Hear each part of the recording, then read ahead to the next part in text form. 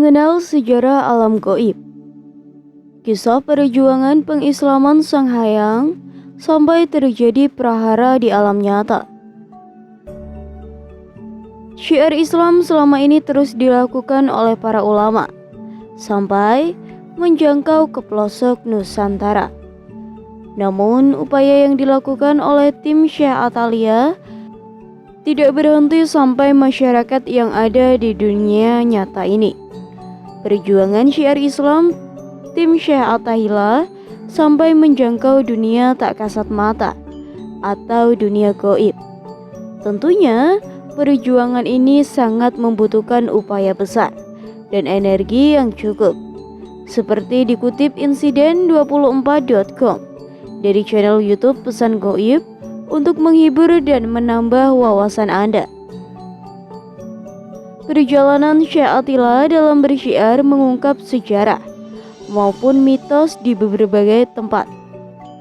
Hal ini dilakukan karena banyak tempat yang dijadikan sarana kemusyrikan. Dengan meminta dan memohon kepada selain Allah Subhanahu wa ta'ala. Syekh Atalia bersyiar dalam meneruskan kemusyrikan dengan menuntun tokoh-tokoh makhluk penguasa gaib untuk bersyahadat memeluk ajaran Islam dan menyembah hanya kepada Allah Subhanahu wa ta'ala.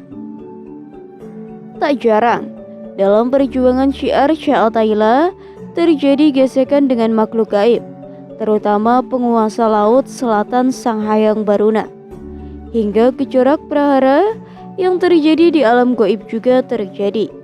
Peristiwa fenomena alam yang terjadi di bangsa manusia. Tentu, apapun yang terjadi atas izin dan kehendak Allah Subhanahu wa ta'ala. Sebelumnya, ratusan tahun lalu beberapa penguasa gaib telah memeluk ajaran Islam. Pangeran Lodian, salah satu Sang Hyang penguasa gaib. Pasukan harimau dari Gunung Patuha telah memeluk Islam oleh Hashim Bahadur, utusan gaib dari Kerajaan Laut Merah.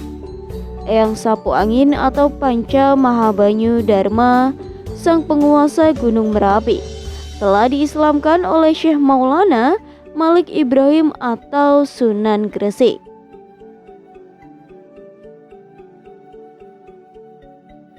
Begitu pula dengan Eyang Lawu atau Ranghayang Jangga Menggala, sang penguasa Gunung Lawu telah masuk Islam oleh Sunan Giri. Rahayang Jayadharma telah memeluk agama Islam oleh Raden Kian Santang putra Prabu Siliwangi. Berikut beberapa tokoh penguasa gaib yang dilaksanakan oleh Syekh Atalia, yang menurut nasab masih mempunyai darah keturunan dari Prabu Siliwangi. Pengislaman Rahayang Jayawisesa, penguasa Alas Purwo Banyuwangi, dilakukan oleh Syekh Atalia di Alas Katonggo, Jawa Timur. Dalam membaca 2 kalimat syahadat, Rahayang Jayawisesa disaksikan oleh saudaranya sesama putra dari Sang Hyang Astadewa, yaitu Rahayang Jayamenggala dan Rahayang Jayadharma. Setelah mengucapkan 2 kalimat syahadat, maka Rahayang Jayawisesa harus pergi meninggalkan Alas Purwo. Ia pergi menuju kerajaan gaib Muslim di ujung kulon untuk mempelajari lebih dalam tentang ajaran Islam selama 40 hari. Dengan masuk Islamnya Rahayang Jayawisesa, terjadi prahara perebutan pimpinan penguasaan gaib alam Purwo. Sebagian pengikut Rahayang Jayawisesa banyak yang meninggalkan Alas Purwo menuju Pulau Bali.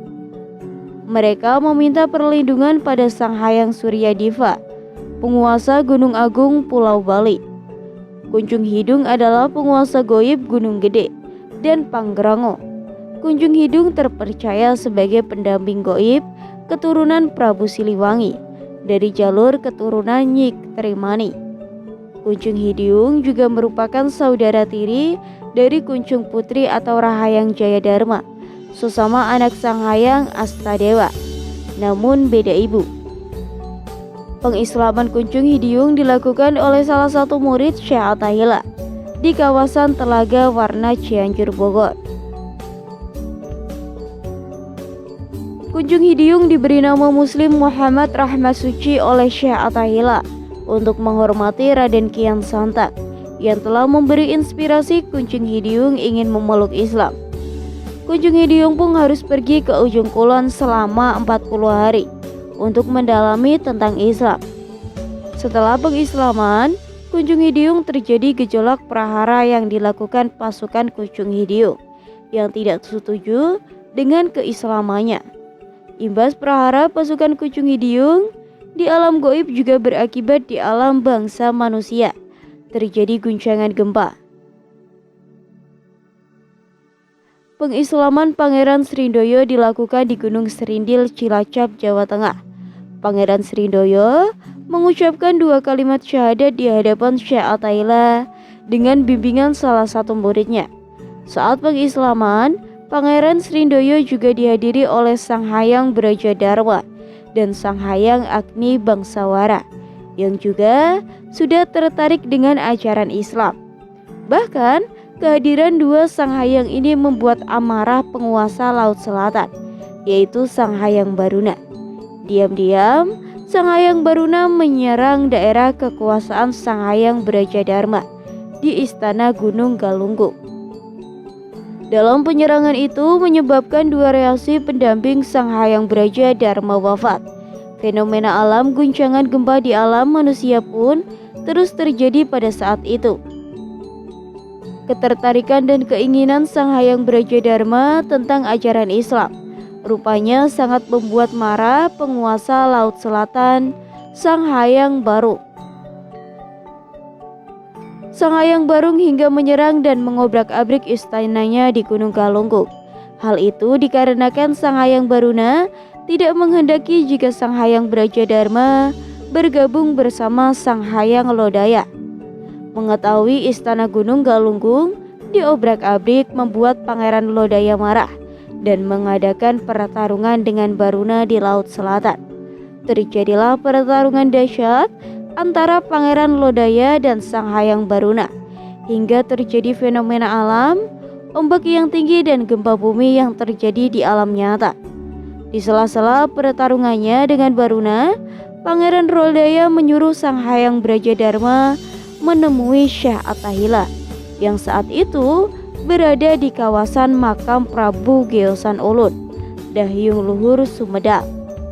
Tujuan Sang Hyang Brajadarma menemui Syekh Attahilah karena keyakinannya telah bulat untuk mengucapkan 2 kalimat syahadat. Pengislaman Sang Hyang Brajadarma langsung dibimbing oleh Syekh Attahilah untuk lebih memperdalam keilmuan tentang Islam. Sang Hyang Brajadarma juga harus pergi ke ujung kulon menemui Hashim Bahadur. Sang Hyang Brajadarma menitipkan sementara istana Gunung Galunggung kepada Rahayang Jayadharma untuk menjaga selama Sang Hyang Brajadarma berada di ujung kulon, memperdalam tentang Islam. Dengan masuknya Islam, Sang Hyang Brajadarma membuat Sang Hyang Baruna semakin murka. Apalagi beberapa Sang Hyang lain juga sudah tertarik untuk memeluk ajaran Islam, terutama rencana pengislaman Sang Hyang Agni Bagaswara yang akan dilakukan di Gunung Raung. Hal ini membuat Sang Hyang Baruna sangat khawatir kalau pengaruhnya akan semakin berkurang. Sang Hyang Baruna pun mengancam semua Sang Hyang lainnya. Baruna mengancam Sang Hyang Astadewa hingga membuat Gunung Semeru terus mengilat, terjadi gempa dan letusan awan panas. Baruna juga hendak mencabut ganda goib yang berada di Gunung Padang agar terjadi bencana gempa yang sangat dahsyat. Namun upaya Sang Hyang Baruna terus dihalangi oleh Pangeran Lodaya. Terjadi banyak prahara di wilayah timur Pulau Jawa hingga Rahayang Jawa Wisesa menemui Eyang Lawu. Eyang Lawu atau Rahayang Jawa Manggala menyarankan agar Jaya Wisesa meminta bantuan pada Rahayang Jayadharma. Kepada Jayadharma, Rahayang Jawa Wisesa meminta Taju pengawalnya untuk membantu prahara yang terjadi di wilayah timur Jawa. Sang Hyang Agni Bagaswara yang sudah berkencang memeluk Islam pun terus dicari oleh Sang Hyang Baruna. agar jangan sampai bergabung dengan Pangeran Lodaya dan Sanghayang Raja Dharma untuk memeluk ajaran Islam. Untuk itu, Sanghayang Agni Bagaswara pun dilindungi dan dibawa ke ujung kulon agar bisa langsung dalam perlindungan Hashim Bahadur.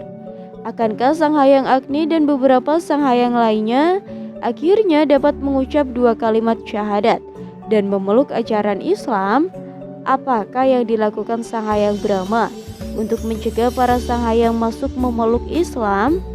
Prahara dalam apa yang akan terjadi selanjutnya? Tunggu pada cerita berikutnya ya. Kebenaran sejatinya hanya milik Allah Subhanahu wa Ta'ala. Maka selayaknya semua informasi ini jangan dijadikan dasar sejarah. Setidaknya hanya bisa untuk menambah wawasan dan media hiburan bagi sahabat kalian. Cukup sekian cerita yang dapat saya sampaikan. Mohon maaf apabila ada kesalahan kata atau salah penyampaian kata. Tetap dukung channel Babat Nusantara dengan cara like, komen, dan subscribe. Saya pamit. Rahayu, Rahayu, Rahayu.